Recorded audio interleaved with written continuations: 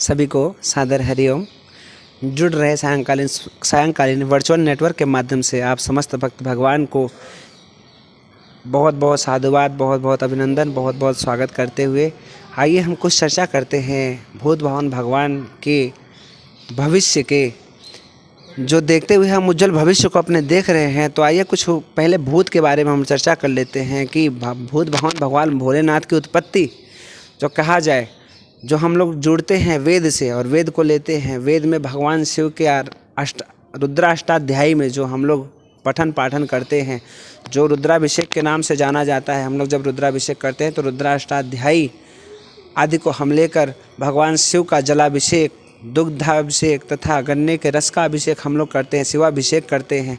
तो वह श्रुतियाँ हम लोग जो उठाते हैं वो वेद से उठाते हैं। उसमें कहा गया है जज्जाग्नतो दूर मुदयति दैवं तदुसुप्त च तथैवैति दूरंग मन ज्योति खान ज्योतिरे कन तन में मनः शिव संकल्प मस्तु, कि जो हमारा मन है वह शिव संकल्प वाला हो जाए। जब तक हम पूजा कर रहे हैं, जब तक हम अर्चन कर रहे हैं, भगवान के नाम का स्मरण कर रहे हैं या भगवान के नाम का जप कर रहे हैं, तब तक हमारा मन शिव संकल्प वाला ही रहे और हम एक जगह पर ही स्थित होकर पूरे मन को भगवान के चरण शरण में लगाते रहे। क्योंकि मन ही है, जो कहा गया है कपिल महाराज माता देवहूति को श्रीमद् भागवत महापुराण में बताते हैं कि मन एवं मनुष्याणाम कारणम बंध मोक्षयोः, मन ही जो है बंधन और मोक्ष का कारण है। यह चाहे तो हमें सदगति दिला सकती है और यह चाहे तो हमें अधोगति तक पहुंचा सकती है। तो जो भी दोष है, दृष्टि है, हमारे मन है, 5 चीज़ें कहा जाता है जो कभी नहीं भरी जाती, कभी भर नहीं सकती। एक समुद्र हुआ, वो कभी नहीं भर सकता। और एक मन भी है, जिनमें से कि मन कितना भी भरना चाहो मन कभी भरता नहीं। हाँ, मन को अपने बस में नहीं किया जा सकता, परंतु मन को एक जगह से दूसरे जगह पर रूपांतरित किया जा सकता है। जैसे भगवान श्री कृष्ण ने श्रीमद् भगवत गीता में कहते हैं, जब अर्जुन उनसे श्लोक पूछते हैं कि प्रभु मन को रोकना तो वायु की भांति है, वायु की भांति है। जैसे हम वायु को मुट्ठी में बंद नहीं कर सकते, रोक नहीं सकते, उसी प्रकार हम मन को भी नहीं रोक सकते। कृपया मेरा मार्गदर्शन करें। तो इस श्लोक पर भगवान मार्गदर्शन करते हैं, श्री अर्जुन जी को समझाते हैं कि असंशयम महाबाहो मनो दुर्निग्रहम चलम अभ्यासेन तो कौन्तेय वैराग्येण च गृह्यते। मानता हूँ कि मन को अपने वश में करना दुष्कर है, परंतु हे अर्जुन, मन अभ्यास और वैराग्य के द्वारा इसको अपने वश में किया जा सकता है। क्योंकि यदि हम निरंतर अभ्यास करते हैं तो महर्षि पतंजलि ने अपने पुस्तक में लिखा है योग सूत्र में कि अभ्यास वैराग्याभ्याम तन निरोधः, जो चित्र की वृत्तियाँ हैं उनको निरोध करने के लिए हमें अभ्यास निरंतर करना चाहिए। कब तक? आगे वो श्लोक में देते हैं सतो दीर्घकाल निरंतर सत्कार सेवितो, कि वह दीर्घकाल तक यदि हम अभ्यास करते रहे तो एक दिन जरूर हम निखर जाएंगे। क्योंकि कहा गया है करत करत अभ्यासते जड़मति होत सुजान और रसरी आवत जातते सिल पे पड़त निशान। जिस प्रकार कुएं से पानी निकालते समय जो कुएं से जब हम बाल्टी डालते हैं तो गराड़ी होती है, पत्थर होता है, पत्थर की जो गराड़ी बनाई जाती है उस पे से हम पानी डालते निकालते हैं तो पत्थर पे भी निशान पड़ जाता है। उसी प्रकार वो निरंतर अभ्यास से होता है, तब उस पर निशान पड़ता है। उसी प्रकार यदि जड़ व्यक्ति है, मूर्ख व्यक्ति भी है, यदि वो सही व्यक्ति के संपर्क में आता है और निरंतर उसका संगत करता है तो एक न एक दिन वह भी विद्वान के श्रेष्ठ श्रेणी में आ जाता है। यह अभ्यास और वैराग्याभ्याम, वैराग्य का मतलब ये नहीं होता कि आप सब कुछ छोड़कर जंगल चले जाएं महाराज। वैराग्य का मतलब ये होता है कि आप गृहस्थ आश्रम में भी रहकर विषयों में आसक्त न रहकर विरक्त भाव से आप अपने घर में, अपने गृहस्थ जीवन में रहेंगे तो वह वैराग्यपूर्ण आप जीवन जी रहे हैं। जैसे उदाहरण हमें देखने को मिलता है भरत जी का वैराग्य देखिए, लक्ष्मण जी का वैराग्य देखिए, जिन्होंने अपने पत्नी को भी त्याग कर स्वयं भगवान श्री राम के साथ चल दिए।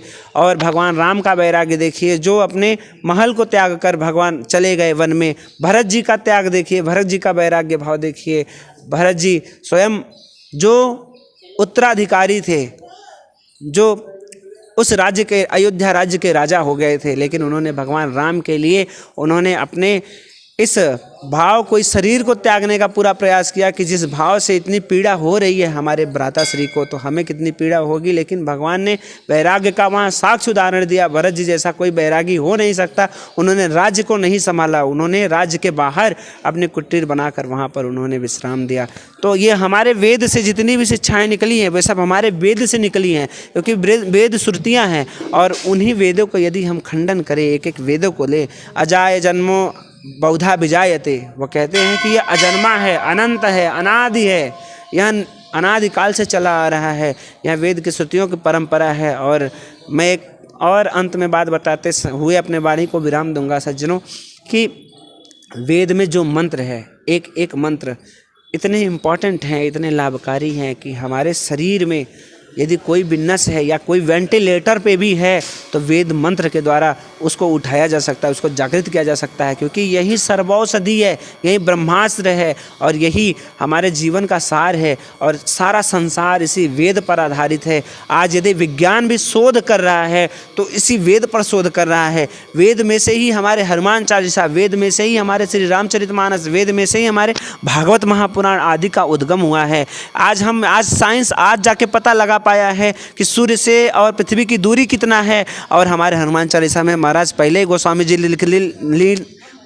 ने लिख दिया है, युग सहस्र योजन पर भानु। वो सहस्र योजन भगवान का जो है दूरी है, गति है।